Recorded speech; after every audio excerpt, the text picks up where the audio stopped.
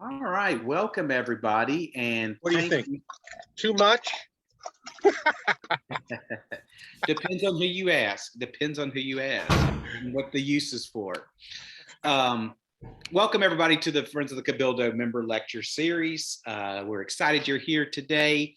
This is our second lecture in the month of May, and we have one more for the month of May. We are taking a break um, for June and July. But then we're going to be for our our neighborhoods of New Orleans class, which will be in June, which you can find more information on at the friendsofthecabildo.org website. And then in August, we're going to return kind of a three-part series on the Battle of New Orleans. So, and then we're back into regular speakers, rotating every two to three times every single month. And as always, this is free for members. So if you're a member of the Friends of the Cabildo, you're taking advantage of your membership. And if you're not, and you bought a ticket for $10, you could pay $30 more and you can be a member of the Friends of the Cabildo. And you would get in the next 9 months, probably about 25 more speakers to watch. So pretty good deal right there, as well as supporting the Louisiana State Museum as well. So, just to mention, next week is A. Hayes Town and the Architectural Image of Louisiana by Carol Reese, who teaches architecture at Tulane. And her new book it's actually not out yet. It's coming out in a couple weeks. And so we pre-ordered copies. And so I hope you'll join us for that. So that is on May 24th. Doug, our speaker tonight, does like questions in real time. So if you do have questions, just put them in the chat, and I will then ask them of Doug as we're going along. He's one of the few who's willing to take the questions in the middle of a talk. Very dangerous man sometimes can be happen with that happens, but I think we'll be okay with everybody. So tonight we're going to be talking about Mardi Gras beads. Now, that's the title of the book by Doug. This is your first book, Doug, right? Yes. But I think that we're going to learn a little bit more than just about Mardi Gras beads in the sense, or maybe we're just going to learn about Mardi Gras beads, but in the context of Mardi Gras in New Orleans in general. So I want to welcome our speaker tonight, who covers arts and culture for the Times-Picayune /NOLA.com/New Orleans Advocate, or just the Advocate now. I got close. Oh gosh, all three still. Baton Rouge Advocate and Lafayette, so Acadian Advocate. So they covers it all for all those great newspapers here in Louisiana. So I want to welcome Doug Macash, and thank you so much, Doug, for speaking tonight. Oh gosh, I'm flattered. Thank you all for listening. I'm going to do my best. So listen, I have written about art for the Times-Picayune for 21 years. And in the course of that time, I've come to believe that New Orleans has maybe the biggest, richest, most lively art community in the country, biggest, liveliest art scene in the country, if you include Carnival. And when you think about it, it makes perfect sense. Imagine all of the float makers, imagine the costumers, imagine the Mardi Gras Indians, all the crazy dance troupes, everything that goes into Carnival, I'd argue, is art. And so here we are in New Orleans, and I think we have the greatest art festival in the country that doesn't call itself an art festival. But I take that point of view. I look at things in that way, can't help it. So a couple of years ago, LSU Press got in touch, and they were going to do a series of books. And the series is called Louisiana True. I love the general title. And it was going to be about symbols of Louisiana, the pelican, the accordion, like that. And they asked me, would I write a book about Mardi Gras beads? And I said, certainly. You know, I was flattered, and of course I would.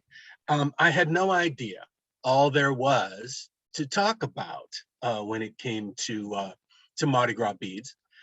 Coincidentally, the book project started not too long before COVID did. So this was my COVID project, and basically, you know, the research that I did was based on searching old newspapers for evidence, and it's been wonderful. It's been a revelation. So let me get started. Let's see. What do we care about beads, right? Well, I would say that Mardi Gras beads might be. I'm going to pause for a second because I'm going to start my. I'm going to start my PowerPoint presentation if I can find it.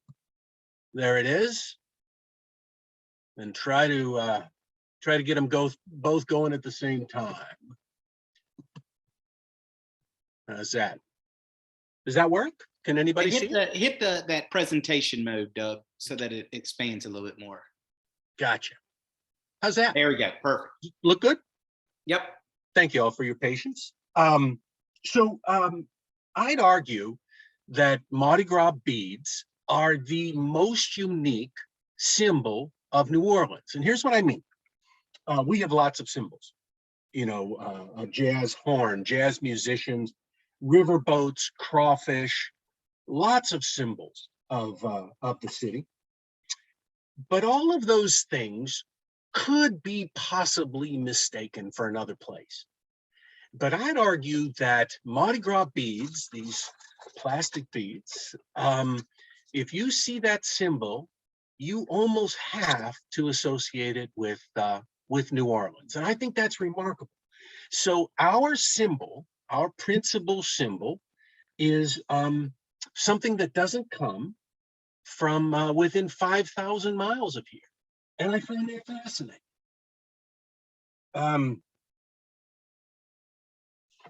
Let's see. So why beads? Why did they become part of our history? For about as long as anybody can remember, it certainly is as long as anybody can remember, as long as anybody's written about Carnival, there may have been things thrown. For instance, I'm sure you heard that people used to fill bags with flour and throw them either at the floats or at one another, at other people, and as a prank. So there were always things being thrown. So in about 1871, and I bet you've heard this too, there was a parade, and it was one of the first Carnival float parades. And the last float in the parade was Santa riding on a carriage, and Santa threw toys to the crowd.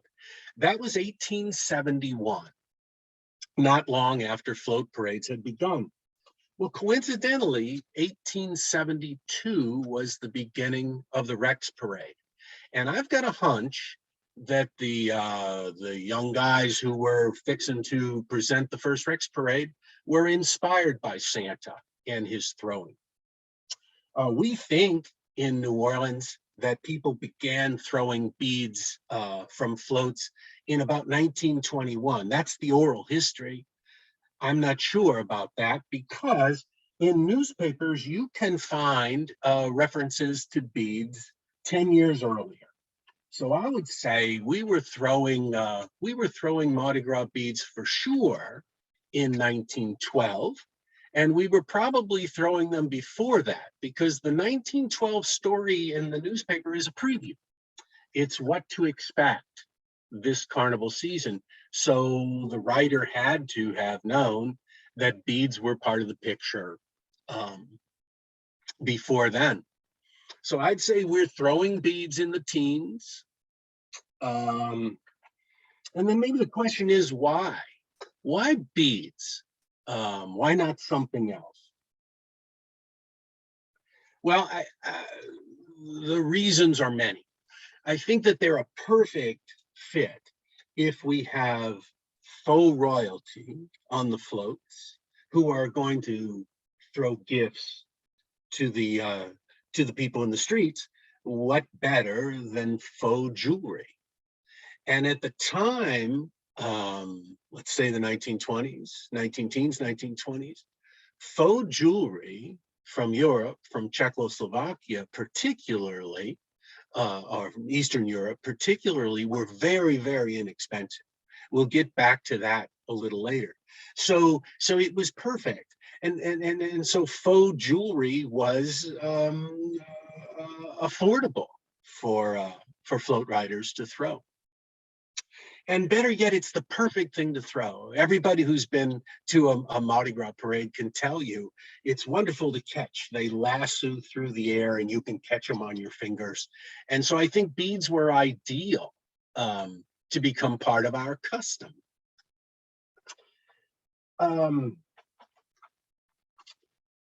So beads in the 1920s were still scarce. If you see photographs, and there's wonderful YouTube videos of a Rex parade from, say, 1920, some a little later, you'll see the riders throwing something. Sometimes the videos, the old movies are so murky you can't tell what they're doing, or you can't see what they're doing. But based on our experience, they're throwing beads, and but they're scarce. They're not throwing the handfuls and tons of beads that we see now. They're more precious, and they're tossed as individual strands, and it's a different matter. Back then, we called them throwouts, and they were part of the gifts that float riders gave. There might have been little toys, trinkets of all kinds. They're not specified in the newspaper, but by the 1930s, in the newspaper, we stopped talking about trinkets and toys and baubles, and we start talking about beads specifically. So by the 1930s, beads are the thing. They've become dominant. They're in our imagination. There's a great story about a little kid in the height of the Depression, and he's standing next to Gallier Hall, and Gallier Hall is just being pelted with throws. You can imagine, just like today. The dignitaries are catching everything, and the little kid is not, and the parade pauses in front of Gallier Hall, maybe for the toast, and this little kid leaps out of the stands onto the float and plunges his hands into the boxes of beads and pulls out as many bracelets and necklaces as he can handle, and charges off into the crowd with his stolen treasure. And I love that, because it tells you by that time we were already obsessed with beads. Let me advance my. And Doug, we have a question about those earlier beads. Please. And the question is what was that kid? What were the materials that were making up those beads that they were throwing to Gallier Hall? They were almost all glass. They came principally from Czechoslovakia, and you can see on this slide, they still have the labels on them when you can find them. They're very durable, very well made. And interesting thing is, it's difficult to figure out exactly when beads came from. Like, you might say, well, these are my Aunt Martha's beads, and she probably caught them in the 1950s or maybe even the 1940s, but you can't tell, because these beads were unmarked as far as what crew they came from, whatever, unless your family kept a note or something to know when they were caught. It's impossible to tell. It's also interesting to me, well, a couple of things. Czechoslovakia was not a country until 2018. So any beads that we have that say Czechoslovakia on them, these little paper tags, we know are post 1918, post World War I. So that tells us something, but boy, it's very difficult to say when these beads were thrown. It's also interesting that there was no such thing apparently as Mardi Gras beads. People just bought these, manufactured um, faux jewelry. And if you look at them, if you get interested and you look at them, you can find amazing little things in them. You'll find little bunches of grapes. You'll find little seashells. I mean, glass castings of little bunches of grapes, little seashells. You'll find little Santa Clauses, little letters to the North Pole, little harps, things I don't quite understand. There's pieces of Muslim prayer beads that were included in the strands of Mardi Gras beads that we caught at the time. I find all that fascinating. Culturally, in New Orleans, one of the other reasons why beads may have, grabbed our imagination was because they're similar. They're exactly the same materials and all as rosaries, of course. There's no evidence that there was ever any intention for that parallel to happen. It just so happened. But after the fact, this is great. A woman told me this story that back in the 60s, when there were still glass beads, she and her cousins would go out and they would catch whatever they could, and they'd all be funneled back to grandma's house. And then they had a very important task to do. And what they did was they cut their beads, they cut the strings, sorted the beads into colors, and then they made grandma rosaries using paper clips to make little crosses. And the woman who told me this story said that, of course, as she got older, she realized that grandma didn't need more glass rosary beads. What grandma needed was the kids to be occupied for some period of time.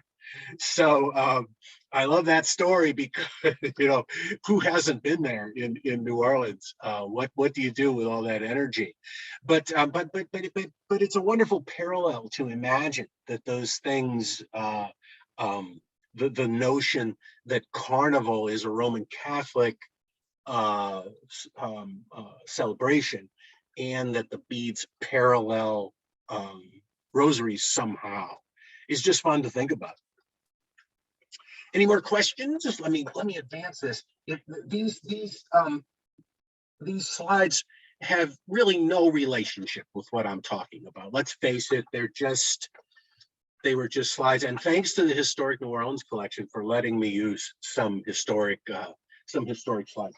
But I did sort of line them up, and you can see the evolution of the beads. So, like I said earlier, when I first started writing this, I had no idea what, the history of Mardi Gras beads. What was that going to be about? I figured it was all going to be pretty upbeat and frivolous. I was wrong.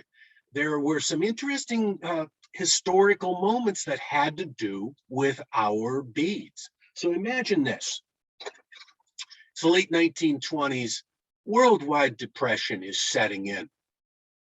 Along the border of Czechoslovakia is where most of these glass beads are made. They make billions of them, literally, sell them around the world. They sell them in Africa, they sell them in the United States. New Orleans is a big customer for these beads. The people who make the beads were ethnically German. And the way history goes, what I read was that these people in this light industry along the border, when the Depression hit, they're hurting. They're having a hard time. And unfortunately, they fell under the spell of Adolf Hitler, who was across the border. So not all of them, of course, but history remembers this as the time when the people of the Sudetenland, which is where the glass was manufactured, more or less invited the Nazis to cross the border into Czechoslovakia, thereby beginning World War II. Well, that to me was mind-blowing. I had no idea that those two things could have anything to do with one another, right? Well, naturally, absolutely, World War II disrupted that manufacturing, of course. After the war, there were still beads being made in Czechoslovakia. That's how we ended up with beads in the 50s and 60s. They continued. Some of those bead makers were made to leave Czechoslovakia, and they ended up in Germany, resettled, making beads in Germany. That's little known. If you ever see some beads that say made in occupied Germany, those are very rare. Put those in your pocket. um, take those to the Louisiana State Museum, give them to somebody. They're very rare. And of course, as most of us know, some of the beads then began coming from Japan. And those Japanese beads are exquisite little things. If you've ever seen them, some of them are like macaroni, very, very thin. Some of them are like tiny little Christmas ornaments, exquisitely thin glass with mirror finishes on them. But the irony in all of this is in 1947, after Carnival has come back after World War II, when the United States couldn't have been in a more patriotic place for obvious reasons, all of the beads that we caught, or practically all the beads that we caught at Carnival, either came from past or future enemies. They came from Germany, they came from Japan, or they came from Czechoslovakia, which had fallen under the spell. Not under the spell, had fallen under the rule of the Iron Curtain, of the Soviet Union.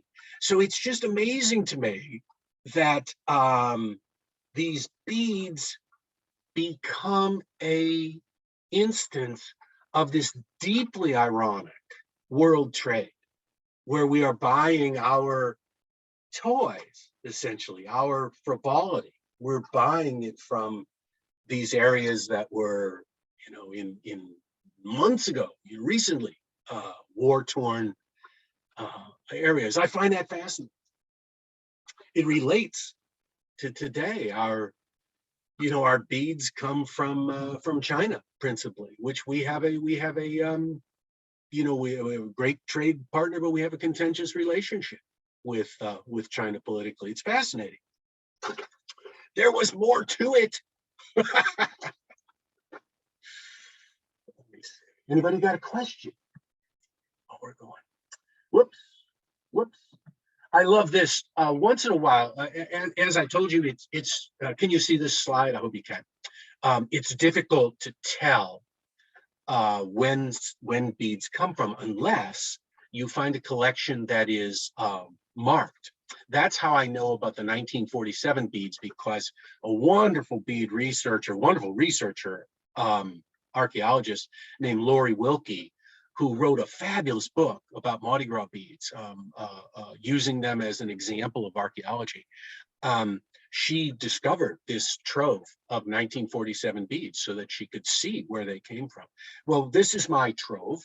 In 1972 and 1973, some apparently child collected and kept these precious plastic beads. So it tells you at the beginning of the 1970s, we have transferred from glass to plastic. Notice that these plastic beads look a lot like the glass beads that they replaced, and they're loose on the threads. They're very much like that. Question is, why? Why did we change from glass to plastic? And the answer is simple: cost. Plastic was cheaper. There may have been some other benefits. It may be that you're less likely to crack a tooth. You're less likely to have one of your eyeglasses, lenses busted by thrown beads. But principally, it was because they were less expensive. We could buy them in Hong Kong and then later China for less than glass. So what interested me was, I presumed, since even when I first came to New Orleans in 1978, I caught a strand of glass beads. There were still some like leftover glass beads in the pipeline somewhere. But I presumed that plastic arrived in probably 1970. In fact, I saw an ad from the Times-Picayune in the mid-50s that advertises glass beads But part of the advertising is these are not plastic, which tells you that in the mid-50s, plastic was already a feature of our Mardi Gras beads. So this is the thing, these are the sorts of things you would have caught in the 1970s. Let me see, I actually have notes, very professionally prepared. Really, I'm way off track, but I have them.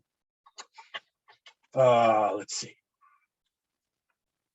There's a whole nother rabbit hole to go down, which is funny. In addition to everything else that beads represent to us, we have our own sort of strange erotic custom associated with beads. And that is, of course, that young people swap glimpses of their nude bodies for beads at Mardi Gras parades and in the French Quarter. We've all known that, but we ignore that. We don't pay attention to it. Most of us. There was an LSU professor named Wesley Schrum who made a study of it.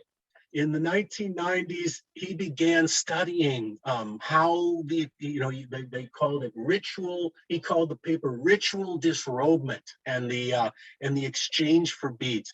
And it's wonderful.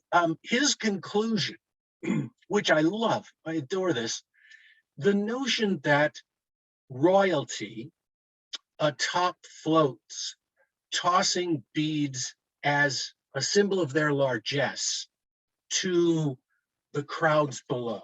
So it's kings and princes tossing beads to the peasantry, right? He argues that represents this old sense of European sort of oligarchy, right, of monarchy. Whereas the exchange of beads for flashing is the more contemporary capitalistic avenue, where it's an exchange of goods for services. And I love that too. It's just, that's hilarious. I never saw it that way. In the course of reporting on all this, a woman came forward, and she had been a French Quarter resident in the 1970s, and she claims to have originated the custom. She says she went to the Rex Parade and decided that she could get more beads by showing off, shall we say. And so that was a wonderful thing. People imagine that that custom is conducted by out-of-towners. That's not necessarily true, according to Wesley Schrum. That is not necessarily true. People imagine that it takes place principally in the French Quarter. That is also not necessarily true. And in fact, it wasn't the French Quarter that riled anybody, but back a few years ago, the city council almost took action against flashing because it was happening on the uptown route. They didn't, but they almost did. Any questions going on out there? We don't have any questions. We have one for at the end that I think needs to be saved to at the end to give you the time to answer it. All right.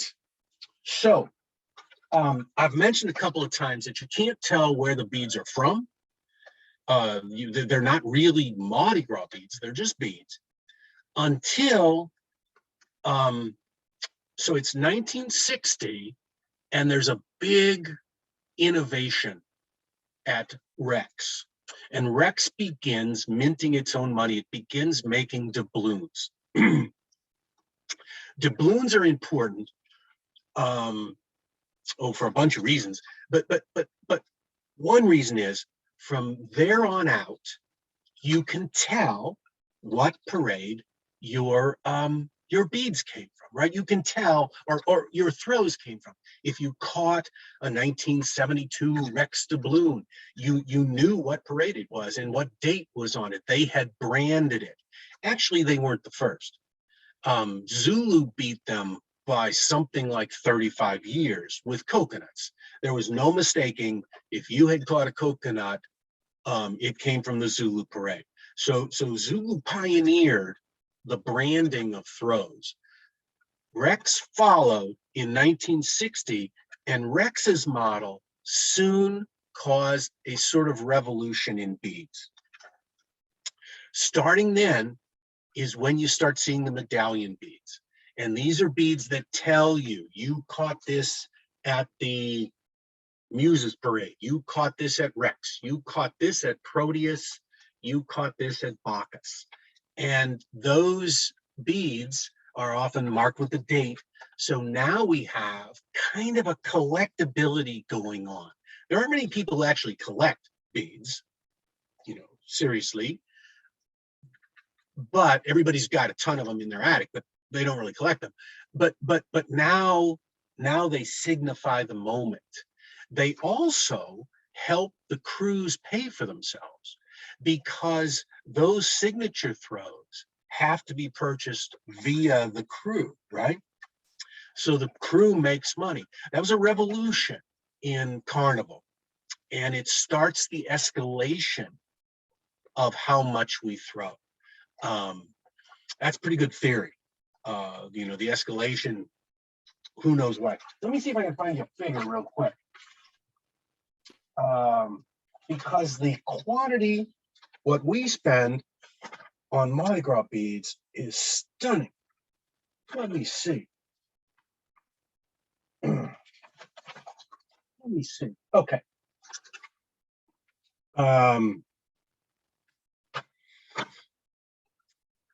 Endymion president Dan Kelly, who is also sells beads. He owns beads by the dozen. He is probably as big a bead importer as there is. He estimates that New Orleans crews spend $40 to $50 million on throws each year. Can you imagine? Isn't that something? He told me that in 1970, in Endymion now, which we know their motto is throw until it hurts, right? They unabashedly want you to catch as many beads as possible.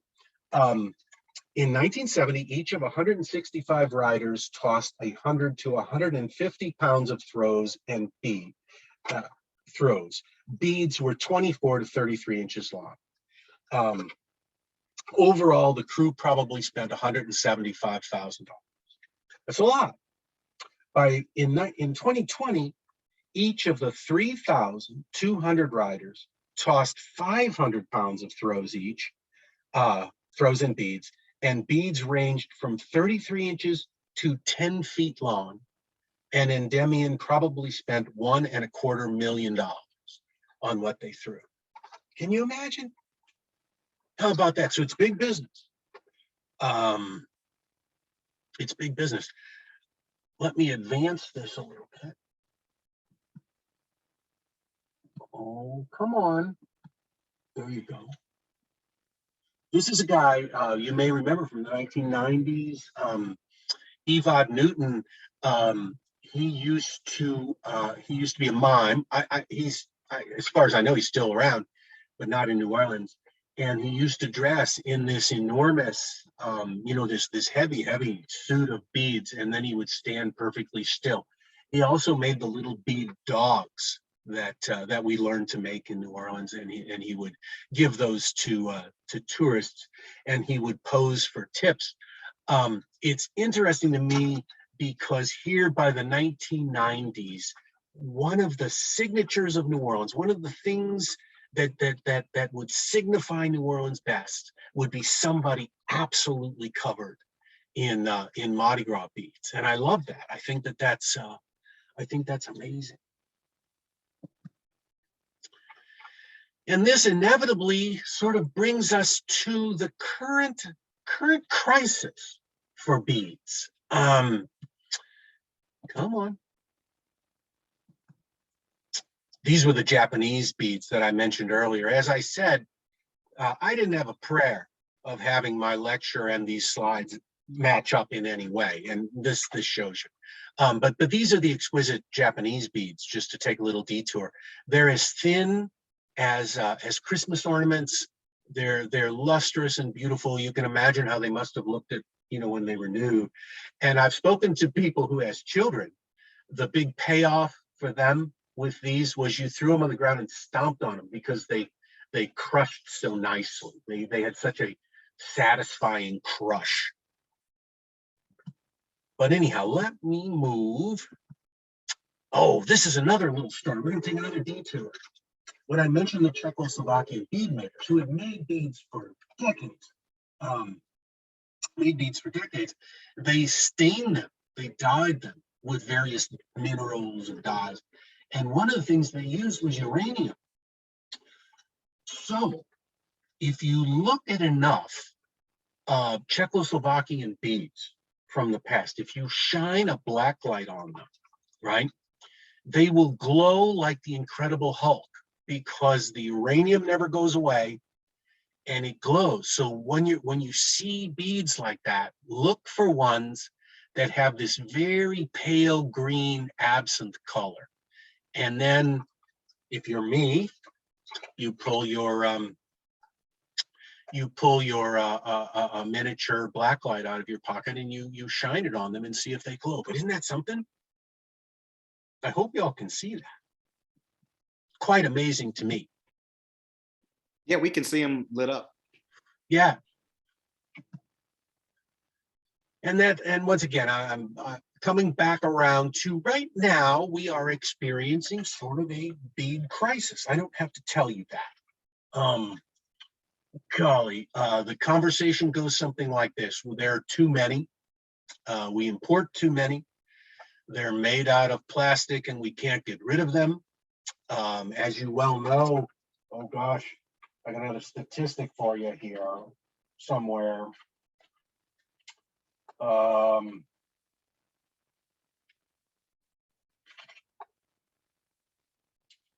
I can't easily find it, but something like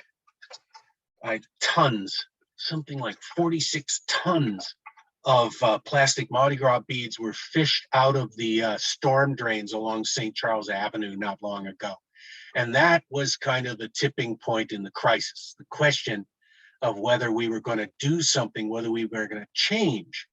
So here's a wonderful story. There was an LSU professor, and he was working on a process where he discovered somehow that under the right circumstances, algae, pond scum, literally, would make something pretty close to plastic. So he could make biological plastic. He discovered that. And if he mixed it with enough other biodegradable plastic, he could produce a plastic usable in beads. And he thought it was the perfect thing to do because the beads are so symbolic, so symbolically important. So he went about making them, and he found a manufacturer in Louisiana who would try to mold this plastic into beads, and it all worked out fine. The downside was the beads cost about $55 a strand. And the professor reasoned, and this was interesting to me because last year, for the first time, at the Tux Parade and the Ferret Parade, you could actually catch biodegradable plastic beads. The trouble was, he reasoned, the concept doesn't work. Because if the beads are that valuable, who's going to let them lay on the ground? Who's going to let them hang in the trees? They're going to retrieve them. It didn't make any sense. So he told me this year, at the moment of his triumph, when he had finally made the beads that he'd been after for years, he decided the concept was flawed and he's turned away from the project entirely. Now what he wants to do, which makes perfect sense, is he's going to make the floats that we use on fish and crab nets out of his biodegradable plastic, because even though they will be very expensive, they inevitably get loose and float away into the ocean, and this will be a plastic that deteriorates. That's his plan now. Somebody threw pearls this year. Did you hear that? Yeah. No lie. The Hermes Parade. The captain of Hermes Parade is a French Quarter jeweler, and he tossed actual pearl necklaces to the crowds this year, which I think is a wonderfully round symbol, going from the faux royalty and the faux pearls to the actual pearls being thrown from Mardi Gras. Well, guys, I hope you have questions. We, I've long lost the thread of whatever I was going to talk about. So well, we've got some good questions here that I think will give you some, and I want they're questions that I thought were ones that needed to be giving you a little bit more time to talk about. And you cool. kind of talked about a little bit of some of them, but they're all really good questions. So Stephen asked, given that crazy new throws with lights, sounds, and other desirables, obviously all plastic, are treasured, and how and when can we move to more environmentally acceptable trinkets and real treasures for our future? Obviously, he says, is there a concerted effort to move us forward? The question could be from a crew perspective, and might environmentally sound throws become the most treasured, especially if manufacturers can make the ornamental beautiful and hence collectible? Who asked that question? Stephen did. Stephen, you're right on it. That is the goal. That is one of the most sound goals, is to throw things that are so precious that the riders can't throw a ton. They can't, you can't afford to throw a ton, but that those throws are collectible. Those are kept. For instance, there are crews talking about throwing artist-made beads. There are crews throwing glass beads now, which you can buy. They're more expensive than plastic, but people tend to wear them. They tend to use them again. My wife wears her Mardi Gras beads, her glass Mardi Gras beads. That's the goal. I think that over the next few years we're going to see we're not going to see a big black and white change. What we're going to see is a period of gray, where we move away from the quantity into into a higher quality catchable throw. The people who sell beads will tell you that that's already kind of going on, in that those flashing beads, those bigger beads, they cost more money. People tend not to leave them behind. They're already heading in that direction. Let's see. Donna Schillenkamp says, were there beads thrown in Cajun country Mardi Gras?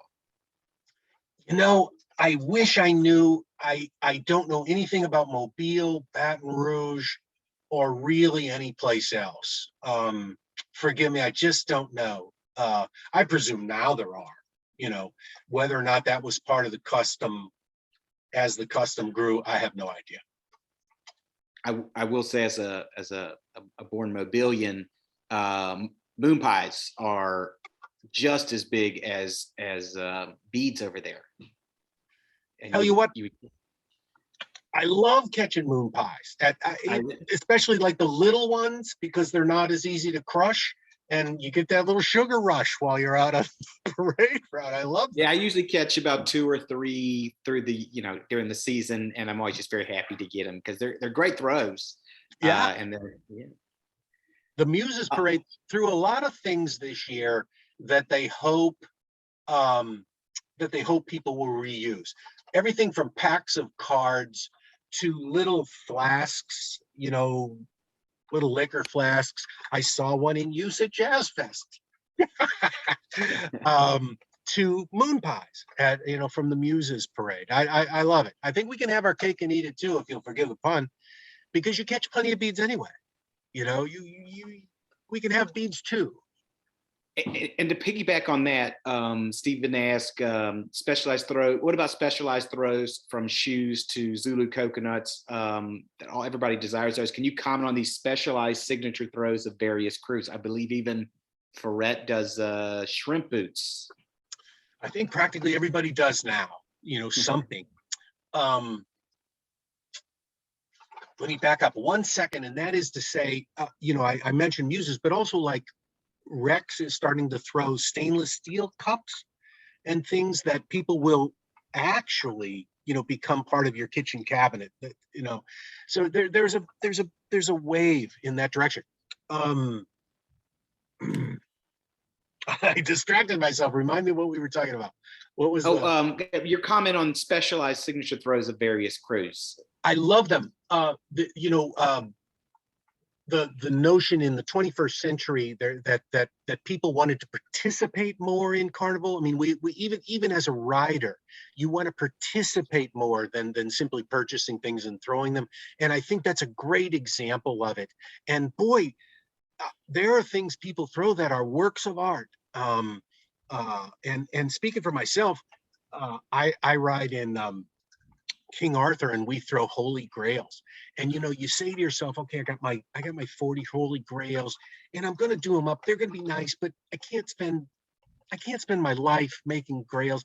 And the next thing you know, you are spending your life making grails. You take it very seriously. They're a point of pride, and they have to be perfect. And I love that.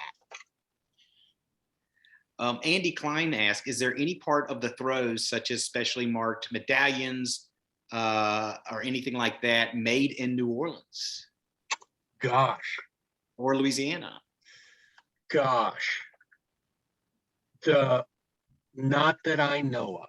Can I say that? But I do know that in the past, the very flat medallions that kind of had printing on top of them.